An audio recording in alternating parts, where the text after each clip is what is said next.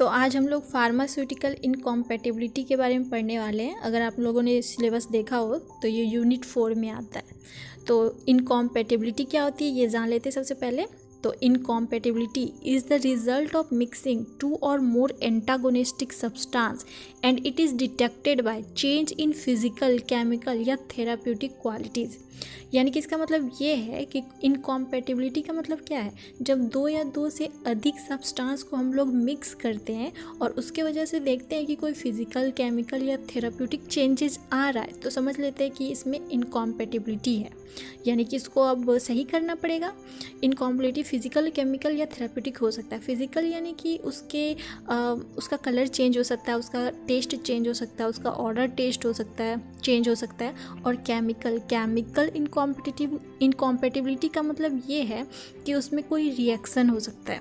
Therapeutic का मतलब कि अगर उसको यूज़ कर रहे हैं तो बॉडी के अंदर जाने के बाद उसका अगर कोई एडवर्स इफेक्ट आ रहा है तो वो थेराप्यूटिक इनकॉम्पैटिबिलिटी हुआ। It may affect the safety, efficacy and appearance of medicine. यानी कि इनकॉम्पैटिबिलिटी की वजह से उसमें सेफ्टी में चेंजेस हो सकती है, इफिकेसी में चेंजेस हो सकती है, उसके अपीयरेंस में भी चेंजेस हो सकती है। इनकॉम्पैटिबिलिटी की वजह से मेडिसिन ख़राब भी हो सकता है, उसके पावर में भी चेंज हो सकता है और उसके अपीयरेंस यानी कि उसके कलर में भी चेंज हो सकता है। Incompatibility may occur not only during compounding and dispensing but also at any stage during formulation, manufacturing, packaging या एडमिनिस्ट्रेशन ऑफ ड्रग। यानी कि इनकॉम्पैटिबिलिटी किसी भी टाइम हो सकता है, फॉर्मुलेशन के टाइम, डिस्पेंसिंग के टाइम, मैन्युफैक्चरिंग के टाइम, पैकेजिंग के टाइम, किसी भी टाइम। कंपाउंडिंग यानी कि जो भी प्रिपरेशन मिक्स कर रहे हैं उसका लेबलिंग कर रहे हैं, तो ये सारी चीज़ें कंपाउंडिंग के अंदर आती है। डिस्पेंसिंग यानी कि पैक्ड हुए ड्रग को पेशेंट को देना, इसका मतलब है डिस्पेंसिंग।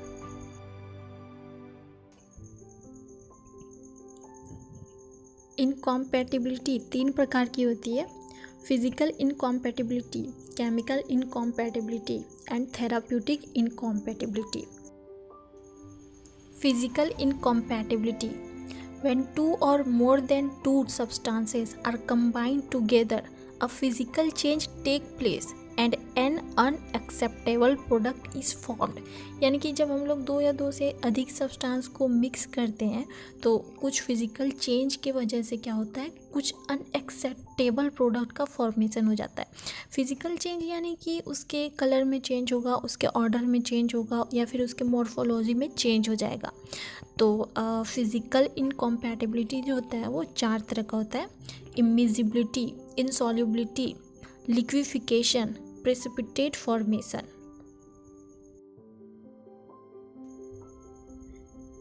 इमिजिबिलिटी यानी कि जब 2 इमिजिबल लिक्विड को हम लोग मिक्स कर रहे हैं तो वो कंबाइन नहीं होता, यानी कि वो मिक्स नहीं होता है।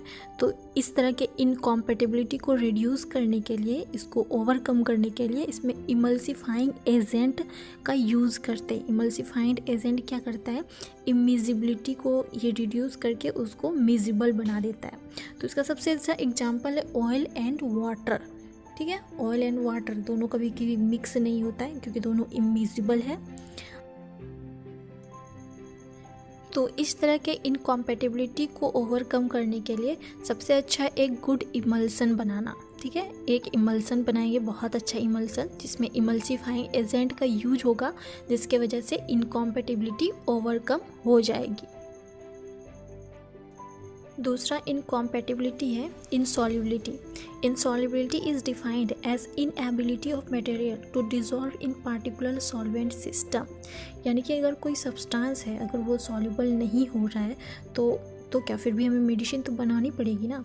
तो इसके लिए क्या करेंगे, सस्पेंशन बनाएंगे इस इनकॉम्पैटिबिलिटी को ओवरकम करने के लिए। यानी कि इनसॉल्युबल को सॉल्युबल बनाने के लिए सस्पेंशन यूज़ करेंगे। The major incompatibilities are due to insolubility of the inorganic as well as organic compounds in a particular solvent। यानी कि मेजर इनकॉम्पेटिबिलिटी जो आती है वो इनऑर्गेनिक और ऑर्गेनिक कंपाउंड के वजह से ही आती है। इनसॉल्युबिलिटी of inorganic compound. Inorganic compounds are soluble in polar या semi polar solvent like water, alcohol and acetone. यानी कि इनऑर्गेनिक कंपाउंड जो भी होता है वो पोलर और सेमी पोलर सॉल्वेंट में ही सॉल्युबल हो सकता है, यानी कि उसके लिए उसमें पोलर और सेमी पोलर सॉल्वेंट का ही यूज़ करना पड़ेगा। कुछ मेथड्स देख लेते हैं इनसॉल्युबिलिटी जो कि इनकॉम्पेटिबिलिटी है उसको प्रिवेंट करने के लिए। जैसे कि इनडिफ्यूजिबल सॉलिड के लिए देखेंगे, मतलब उसको कैसे सस्पेंशन बनाएंगे जिससे कि इनकॉम्पेटिबिलिटी जो होता है उसका ओवरकम हो जाए। तो इनडिफ्यूजिबल सॉलिड का सस्पेंशन बनाने के लिए उसमें क्या करेंगे, थिकनिंग एजेंट डालेंगे। To make suspension add thickening agent in indiffusible solid to overcome incompatibility. Indiffusible solid का यहाँ कुछ एग्जांपल है, chalk, succinyl sulphathiazole, sulphadimidine, calamine, zinc oxide, ये सभी को सस्पेंशन बनाएंगे इसमें थिकनिंग एजेंट डालकर। थिकनिंग एजेंट जैसे कि एकासिया, ट्रागाकैंथ, इन सभी थिकनिंग एजेंट को डालकर इसके सस्पेंशन को बनाएंगे जिससे कि प्रोडक्ट जो होगा उसकी इनकम्पैटिबिलिटी ओवरकम हो जाएगी और ये कंपैटिबल बन जाएगा। दूसरा है इनसॉल्युबल पाउडर। तो इनसॉल्युबल पाउडर का सस्पेंशन कैसे बनाएंगे, उसमें वेटिंग एजेंट डाल देंगे। जैसे एग्जांपल है सल्फर, कॉर्टिकोस्टेरॉइड्स एंड एंटीबायोटिक। तीनों का सस्पेंशन बनाने के लिए इसमें वेटिंग एजेंट डाल देंगे जिसकी वजह से उसकी इनकम्पैटिबिलिटी ओवरकम हो जाएगी और वो कंपैटिबल बन जाएगा।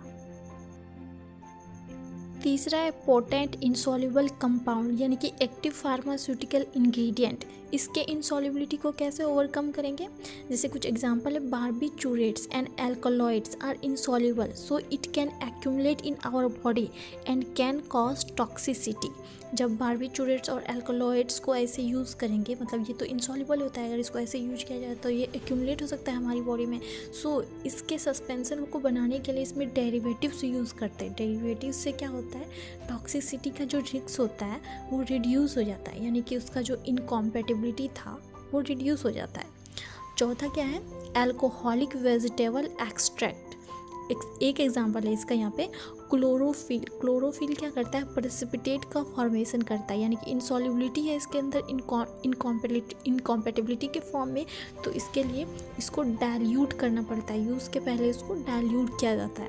पांचवा है हाइड्रोफिलिक कोलॉइड्स पीपीटी, यानी कि precipitate with large amount of alcohol. Polysaccharide and mucilage दोनों जो होता है वो प्रेसिपिटेट का फॉर्मेशन करता है, यानी कि इसमें भी इनकॉम्पेटिबिलिटी क्या आता है, इनसॉल्युबिलिटी, यानी कि इनसॉल्युबल है तभी तो प्रेसिपिटेट बना रहा है। सो इसके लिए इसका क्या करेंगे, बहुत कम अमाउंट में इसका यूज़ किया जाता है जिसके वजह से इसका जो इनकॉम्पेटिबिलिटी होता है वो कम हो जाता है। तीसरा इनकॉम्पेटिबिलिटी है लिक्विफिकेशन।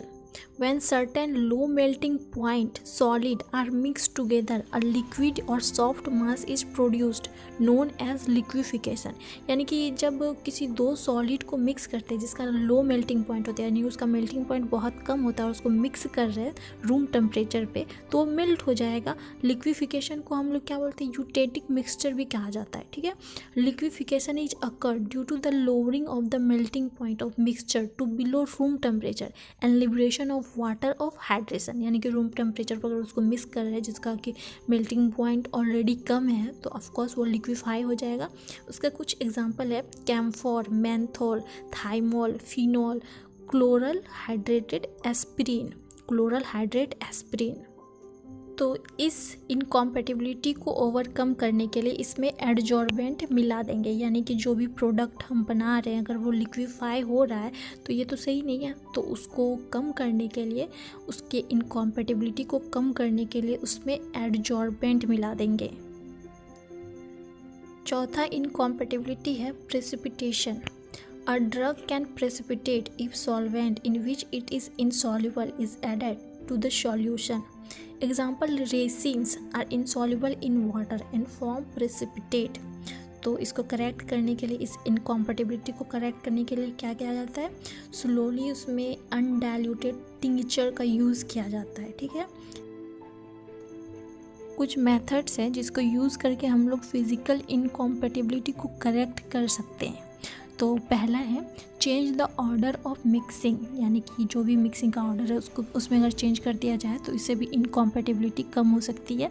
दूसरा है इमल्सिफिकेशन, यानी कि उसमें इमल्सिफाइंग एजेंट यूज करके इमल्सन बनाएंगे तो इनकॉम्पेटिबिलिटी कम हो सकती है। तीसरा है एडिशन ऑफ सस्पेंडिंग एजेंट, यानी कि सस्पेंशन बना के भी हम लोग इनकॉम्पेटिबिलिटी को कम कर सकते हैं। जैसा कि मैंने पहले भी बताया है इमल्सन और सस्पेंशन के बारे में।